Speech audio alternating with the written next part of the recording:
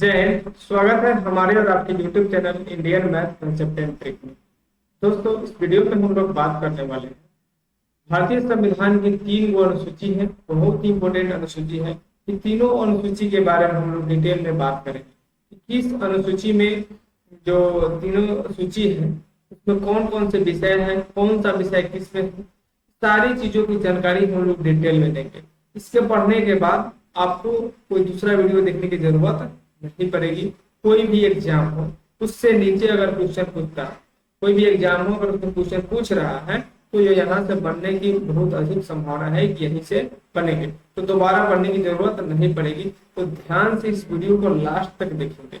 तो जो टॉपिक एक बार में नहीं समझ में आता है तो उस वीडियो को बैक करके दोबारा भी देख सकते हैं, उस विषय को दोबारा भी याद कर सकते हैं, ताकि एक बार वीडियो देखने के बाद दोबारा आपको कोई दूसरा वीडियो देखने की जरूरत नहीं पड़े, टाइम पास नहीं हो। तो बिना बकवास के हम चीजों को शुरुआत करते हैं। तो जो भारतीय संविधान की जो तीनों अनुसूचियां हैं और उससे संबंधित विषय है, इसके बारे में बात करेंगे। सबसे पहले जान लेते हैं कि जो अनुसूची है कौन सी है। 7वीं अनुसूची है, जिसकी चर्चा अनुच्छेद 246, तो अनुच्छेद याद रखेंगे 246। 7वीं अनुसूची की चर्चा किसमें है? 246 में। किसमें है? 246 अनुच्छेद याद रखेंगे 246 7वीं अनुसूची। 246 7वीं अनुसूची अनुच्छेद 246, जिसमें 7 गो अनुच्छेद की 7वीं अनुसूची की चर्चा है। इस अनुसूची में 3 विषय है, संघ सूची, राज्य सूची और समवर्ती सूची। कितनी सूची है? 3 सूची है। तो 7वीं अनुसूची में कितने सूची? 3 सूची। पहला है संघ सूची, राज्य सूची, समवर्ती सूची। 3 सूची को याद रखेंगे। एक होता है अवशिष्ट सूची। कौन सा सूची होता है? अवशिष्ट सूची। एक जो होता है अवशिष्ट सूची, ये अलग होता है। ये तीनों सूची के बारे में हम लोग डिटेल में पढ़ते हैं। संघ सूची में केवल 100 विषय है। कितने विषय हैं? 100 विषयों की चर्चा है। संघ सूची में कितने विषयों की चर्चा है? 100 विषयों की चर्चा है। राज्य सूची में 61 विषय है। कितने विषय है? 61। राज्य सूची में कितने विषय है? 61 विषय की चर्चा है। राज्य सूची में 61, संघ सूची में 100। उसके बाद समवर्ती सूची में 52 विषय है। कितने विषय है? 52 विषय। याद रखेंगे, एग्जाम में पूछता है कि जो संघ सूची है उसमें कितने विषय है, तो याद रखेंगे 100। राज्य सूची में कितने विषय है? 100। और समवर्ती सूची में कितने विषय है? 100। इससे भी इम्पोर्टेंट भी है क्वेश्चन आपको बताने जा रहे हैं कि 66 और 47 मस्ट इम्पोर्टेंट है। एक क्वेश्चन फंसाने के लिए क्या पूछता है कि संविधान के प्रारंभ में राज्य सूची में कितने विषय थे। तो संविधान के प्रारंभ में राज्य सूची में कितने विषय थे? 66 विषय। कितने विषय थे? 66। याद रखेंगे कितने विषय थे? 66 विषय थे संविधान के प्रारंभ में। लेकिन अभी वर्तमान में कितने हैं? तो 61 है। वर्तमान में कितने हैं? 61। इसमें से 5 विषय घट गया। कितने विषय घट गया है? 5 विषय।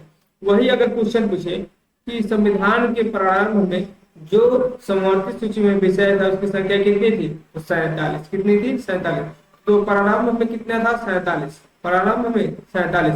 लेकिन अभी कितना है? 52। वर्तमान में कितना है? 52। वर्तमान में 52, प्रारंभ में 47। क्यों? राज्य सूची का जो 5 विषय था, पहले 66 विषय था, अभी 61 हो गया। इस 5 विषय को किसमें डाल दिया है? समवर्ती सूची में डाल दिया। किसमें डाल दिया है? समवर्ती सूची का। तो राज्य सूची का जो 5 गो विषय था उसको हटा के कहाँ ले गया है? समवर्ती सूची में है, इसलिए 5 गो विषय बढ़ गया है। जो पहले 47 था अब कितना हो गया? 52 हो गया। पहले राज्य सूची में कितने विषय थे? 66। अभी कितना है? 61। संघ सूची में कितने विषय हैं? 100। तो यहाँ से 5 क्वेश्चन यहाँ से आपको रेडी हो गया सूची से केवल।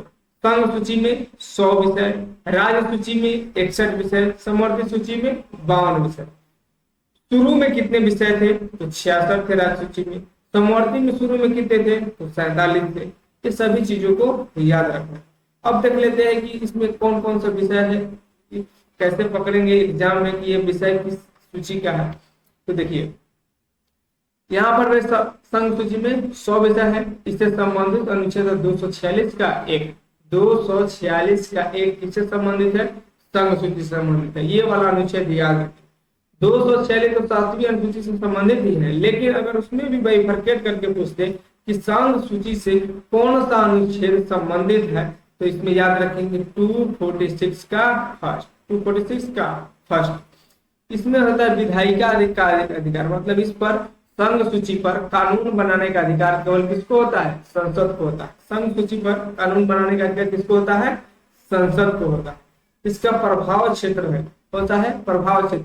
तो प्रभाव क्षेत्र संपूर्ण भारत का, मतलब संघ सूची में संसद पूरे भारत के क्षेत्रों के लिए कानून बना सकती है। संघ मतलब पूरे भारत, संपूर्ण भारत पर कब्जा कर सकता है। संपूर्ण भारत से संबंधित कानून को बनाने के लिए संघ सूची का विषय बनाया गया। तो क्या है? संघ सूची में 100 विषय, कौन सा अनुच्छेद? 246 का एक, 246 का एक, 246 का एक, याद रखेंगे। उसके बाद देखिए यहाँ पे उदाहरण के लिए सारे विषयों को देखना है। रक्षा संघ सूची, विदेश मामला संघ सूची, कोई भी रक्षा की बात है तो इस पर संघ निर्णय लेती है। कि कभी देखते हैं राज्य को निर्णय लेते हुए? नहीं। देश पर अगर रक्षा की बात आए तो संघ निर्णय लेती है, राष्ट्रपति निर्णय लेती है, संसद निर्णय लेती है, लेती है कि नहीं?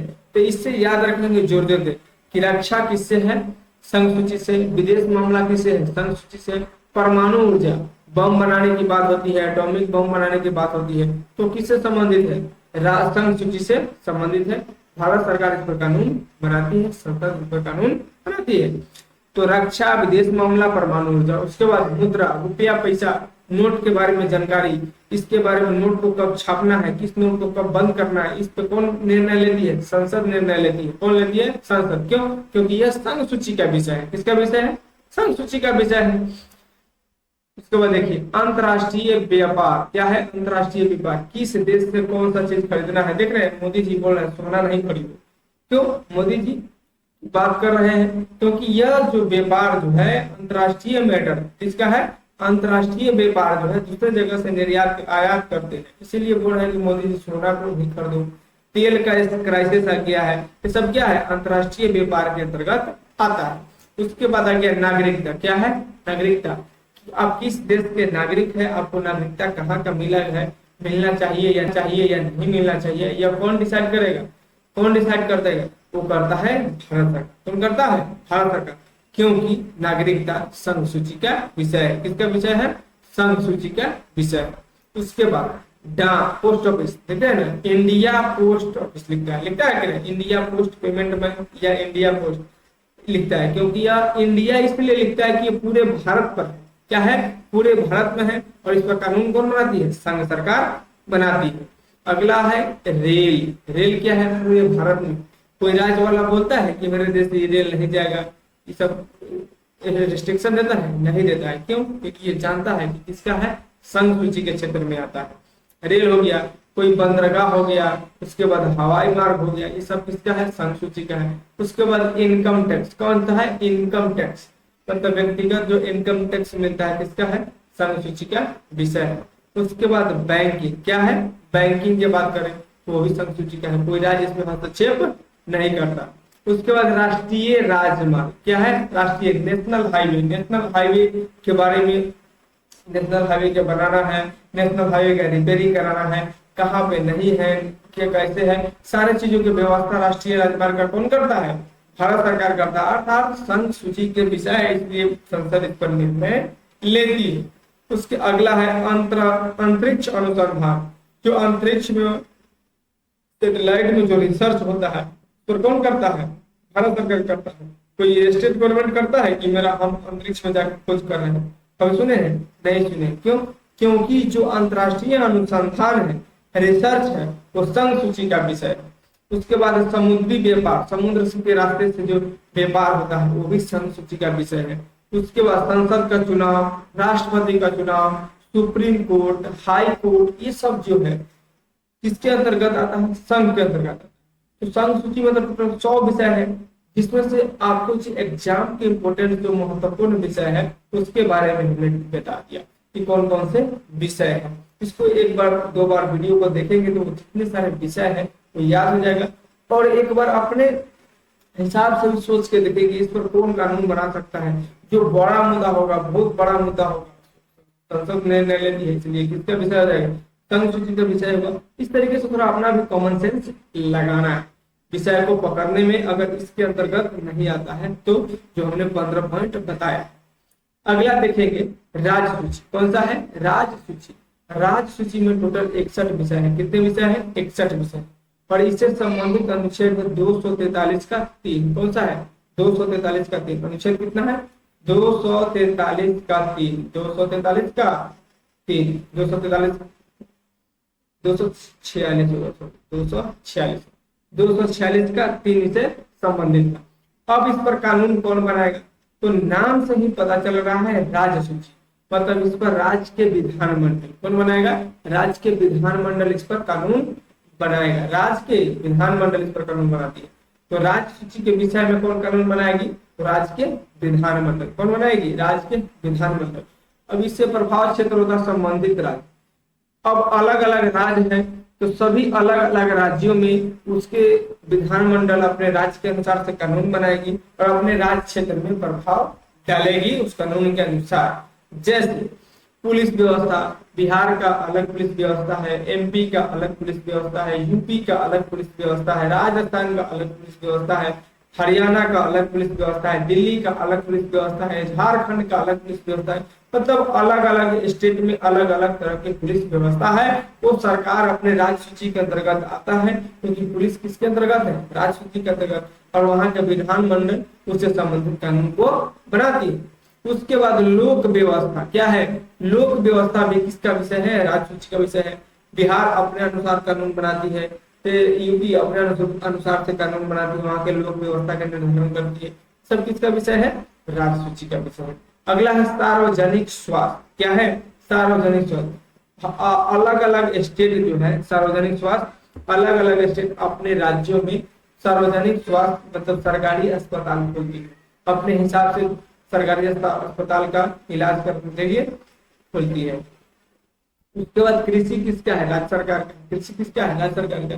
देखते हैं कि जो प्रधानमंत्री ने शुरू किया था पीएम किसान योजना, जिसमें कुछ राज्यों में जो है 2000 के अलावा भी राशि मिलती है, वहां के राज्य सरकार देती है कृषि कर्जों को बढ़ावा लेने के लिए। लेकिन बिहार में मिलता है? नहीं मिलता। वही एमपी में मिलता है। तो सब राज्य अलग अलग अपना कृषि के लिए कानून बनाती है, उसके अनुसार से उसको सब्सिडी देती है किसान को। उसके बाद सिंचाई की व्यवस्था। देखते पंजाब में गजब का सिंचाई व्यवस्था है, वहां नहर अलग है, जल प्रबंधन की व्यवस्था एकदम बेस्ट कैटेगरी का है, ताकि वहां पे सिंचाई बेहतर तरीके से हो सके। उसके लिए भूमि एवं भूमि सुधार। क्या है? भूमि एवं भूमि सुधार।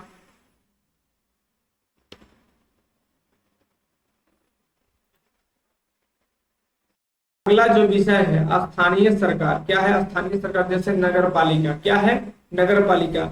ये सब चीजें किसके अंतर्गत आती है? तो ये सब चीजें आती है राज्य सरकार के अंतर्गत। उसके बाद बाजार एवं मेला। बाजार एवं मेला ये सब राज्य के अंतर्गत आती है। उसके बाद आती है राजकर। जीएसटी से पहले, जीएसटी से पहले क्या था? राज्य कर आता था। तो वो सब किसका विषय था?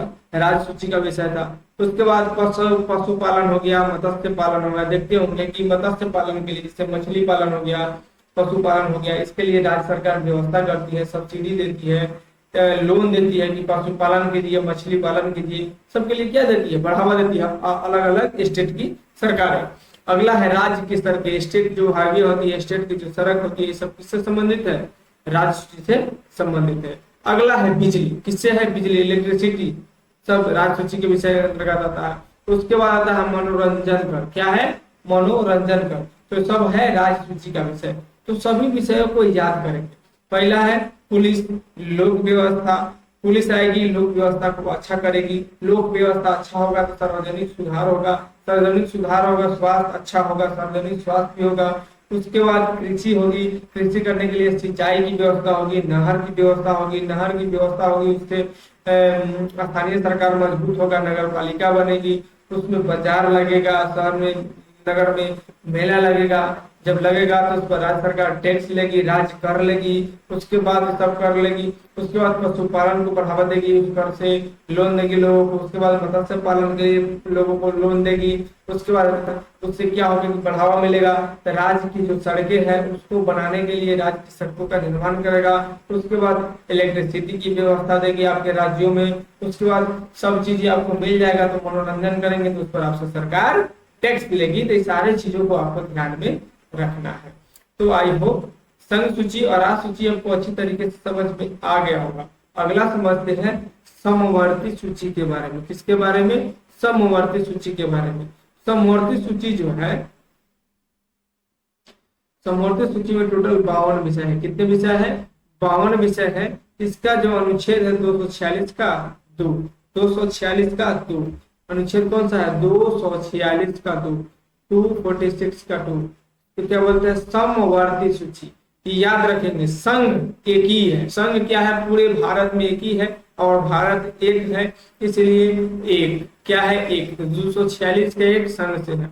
उसके बाद राज्य सूची, राज्य सूची क्या है? 246 का 3। क्या है? 246 का 3, 246 का 3। राज्य कितने अक्षर का है? 3 अक्षर का। कितने अक्षर का है? 3 अक्षर का। इसलिए क्या करेंगे? 3। क्या करेंगे? 3। 246 का 3। उसके बाद समवर्ती सूची। सम मतलब होती है सम संख्या जो 2 से कट जाए। तो यहाँ पे 2 है। क्या है? 2 है। तो इसे याद रखेंगे 246 का 2। 2 क्या है? सम। 2 क्या है? सम। इसे याद रखेंगे कि समवर्ती सूची 246 का 2, 246 का 2 अनुच्छेद समवर्ती सूची से। राज्य 3 अक्षर का है, 246 का 3। क्या है? 246 का 3। संघ एक ही है, पूरे भारत सरकार पूरे भारत में एक ही है, इसलिए 246 का 1। इस तरीके से अनुच्छेद को याद रखेंगे। अगला है विधायिका, मतलब कानून बनाने का अधिकार। तो समवर्ती सूची पर कानून बनाने का अधिकार होता है संसद और राज्य दोनों। समवर्ती सूची ऐसा सूची है जिस पर संसद और राज्य दोनों मिलकर, संसद और राज्य के विधानमंडल दोनों मिलकर कानून बनाती है। क्या करती है? दोनों मिलकर कानून बनाती है। इसका प्रभाव क्षेत्र जो होता है पूरे भारत पर होता है। कहाँ होता है? पूरे भारत में प्रभाव होता है, क्योंकि संसद भी बना रही है और राज्य भी बना रही है। तो दोनों अपने हिसाब से बनाएगी, जिसका प्रभाव पूरे राज्य पर पड़ता है। पहला है आपराधिक कानून। क्या है? आपराधिक कानून। उसके बाद विवाह और तलाक, जो शादी होता है उसके बाद तलाक होता है, सारी व्यवस्था किसमें है? समवर्ती सूची में है। उसके बाद शिक्षा, पढ़ाई की व्यवस्था। पढ़ाई करने के लिए आपको केंद्र सरकार भी व्यवस्था करती है, उसके बाद आपको राज्य सरकार भी अलग अलग व्यवस्था कर रही है। उसके बाद वन विभाग। क्या है? वन, जंगल को बढ़ावा देना है, पेड़ लगाना है, मनरेगा के तहत जगह जगह पर पेड़ लगाया जा रहा है।